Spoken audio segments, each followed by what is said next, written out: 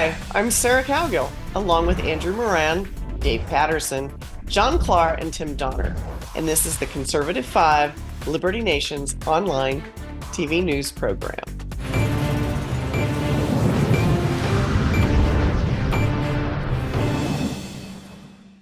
Someone posted on Quora a question the other day in light of the latest attack on Israel. I was nosing around looking for, a different perspective, I guess, except for the news. And here's the question. What's it like to grow up and live in Israel? The answer might surprise most Americans. The culture is the same, the commenter posted. Education is better. The potential to succeed is higher. We suffer some missiles here and there, but you get used to it. And they continue to thrive. The day after 300 drones and missiles were launched at Israel, people were out shopping, going to work, school. Just another day in the Holy Land. Americans call in sick if there's a late night of partying. John Clark, are the Israeli people showing us how to be a resilient culture?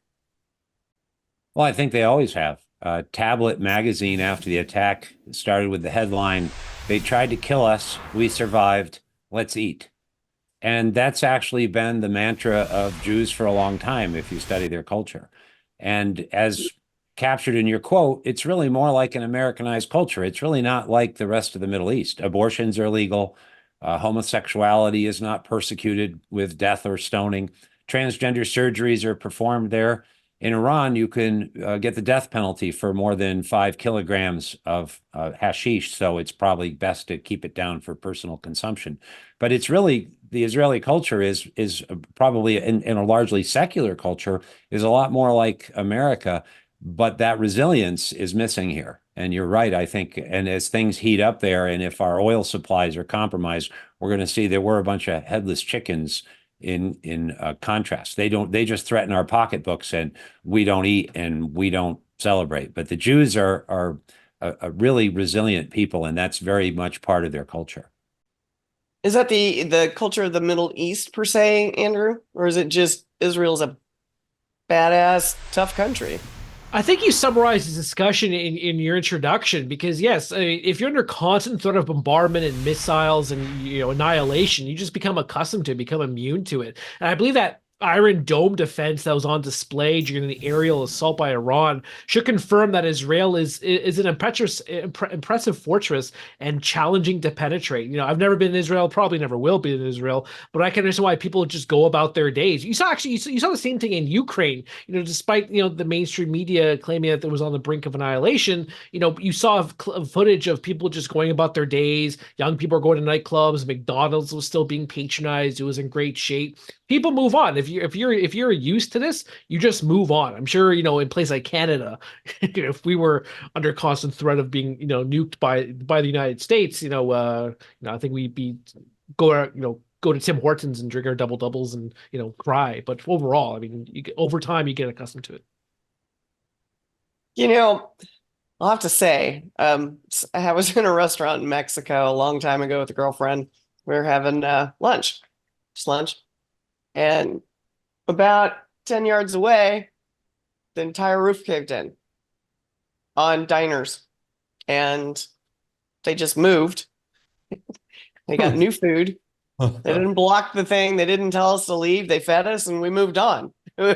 So I'm kind of wondering where America lost this. And I'm wondering, politically speaking, is it our government? Do they have any understanding of us or the Israelis? Tim? Well, I don't think any Americans have any clue of what it's like to live on a 25-mile swath of land surrounded by about 24 countries committed to your destruction. Think about that. It'd be like living in Vermont, John, and having New Hampshire and Connecticut and New York and Canada all trying to destroy your civilization and your ability to even exist. This is what it's like in Israel. And I think we need to remember what an unbelievable achievement the nation of Israel even was. This is essentially a useless swath of sand in the middle of the desert that they have turned into an oasis of democracy. If you've been there, as I have, you'll see an industrious people, a thriving democracy. You see wealth. You don't see much poverty, but you do see a welfare state. Everybody's taken care of, and you also see defense, a defense that is unlike anything in the world. Try to get away with anything at the Tel Aviv airport, and you will learn about the intensity of Israeli security. I mean, one of the notable features of it, too, was that the women, you want to talk about badass, the women at the airport who were basically dressing down everybody in line to make sure that they were not in any way affiliated with Israel's enemies. They were frightening. So, this culture, ever since the Holocaust and probably before it, has been used to being the victims of an angry and anti-Semitic world. And they become so accustomed to it that they, as was just said, they know how to live amidst it. And I think it is galling beyond all measure to the entire Arab world, which has unlimited supplies of oil and land, that none of them have achieved the success that Israel has, with a tiny swath of land with no oil or natural resources, really, except probably olives. And it's pure envy that goes along with the hatred of Israel's enemies. That brings me to ask a question. Actually, sorry, may I intervene? I gotta leave Sure. this segment right now because Tim just told me what happened at the airport. The women stripping down. So sorry, guys. I gotta leave. I will see you guys another time. Oh, you're welcome. Nice having you. Yeah, you know what? You won't get on a Awesome. plane. You're not going to Israel anytime soon to get harassed by a bunch of hot Israeli chicks. So just, slow your roll over there. Anyway, Stop flirting. back to Andrew. Dave. I want to posit a question. Is mandatory military service something this country should consider? Oh my goodness. There are some decisions countries make that are pretty hard to reverse. And in 1973, when the United States went to the all-volunteer military, it was in part to solve the domestic acrimony over the draft in order to supply manpower. But there was an argument that said maintaining an all-volunteer force provided higher quality because you got people who really wanted to be in the service. And to a certain extent, I think that was true. But quite frankly, overcoming the inertia of what has become an established all-volunteer system will be very difficult.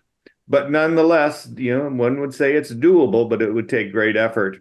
Well, in some respects, Sarah, it's already been considered. We still have a selective service system, and all of the institutional processes are in place to gin up the conscription again.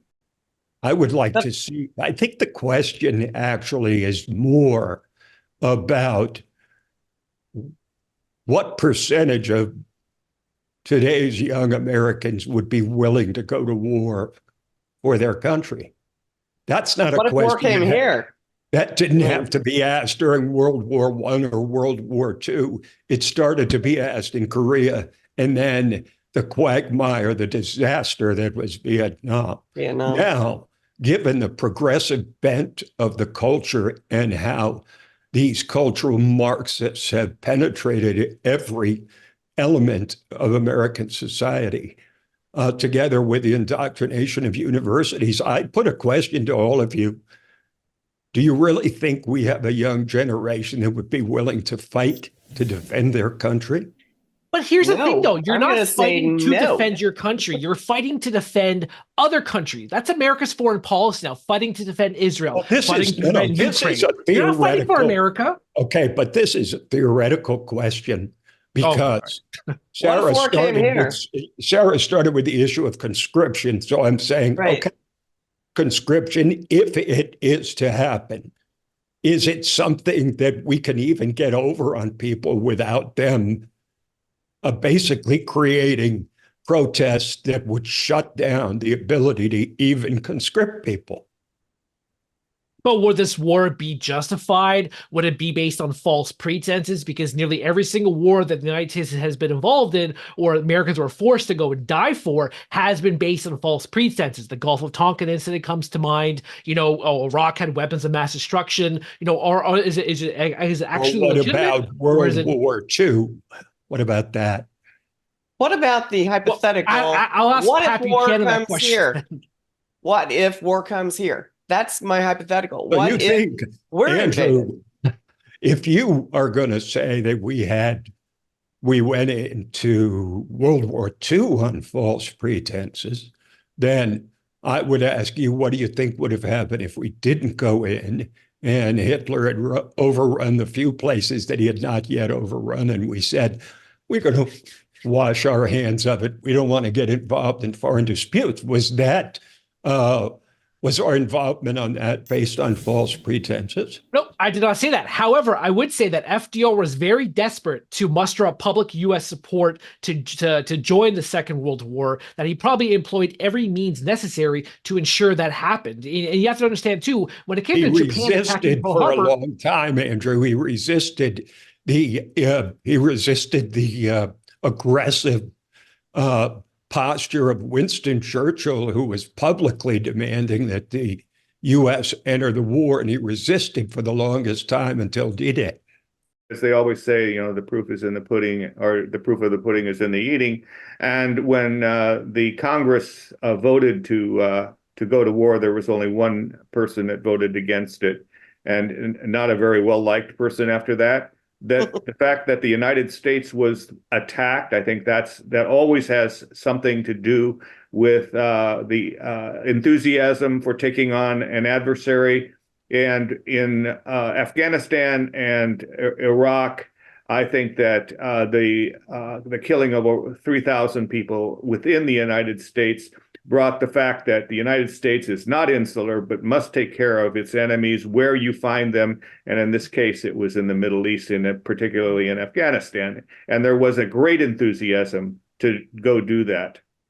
But the United States, well, what the United States did though in Afghanistan is that they did not go after their enemies. So what they did was nation building, which is something that George W. Bush was adamantly against when he ran in 2000. He didn't want to be the world's policeman. He didn't want a nation build, and lo and behold, that's what the United States was forced to go into for 20 years, building a nation. And then what happened after withdrawal? Now the Taliban's in power, people are suffering, economies collapsing. These foreign adventures do not bode well for the United States itself.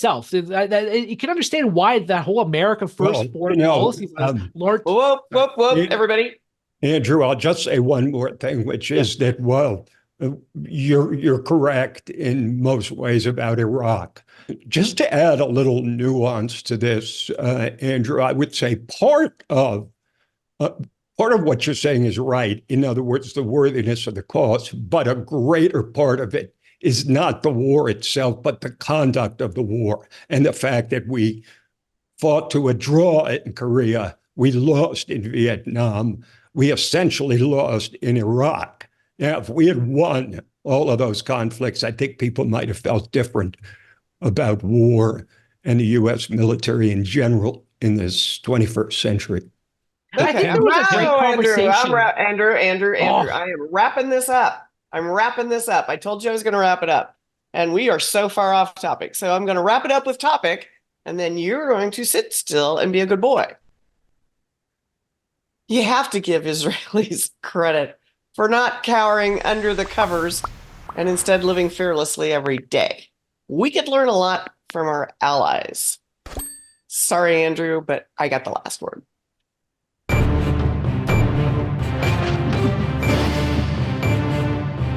Well, that's it for our Conservative 5 panel today. Check out our other C5 shows and segments on your favorite video platform, YouTube, Vimeo, Rumble. We're on them all. As well, Liberty Nation has its own Roku channel, where you can see all of our TV productions. I'm your host, Sarah Cowgill. Thanks for joining us today for free thinking, free speech, libertynation.com.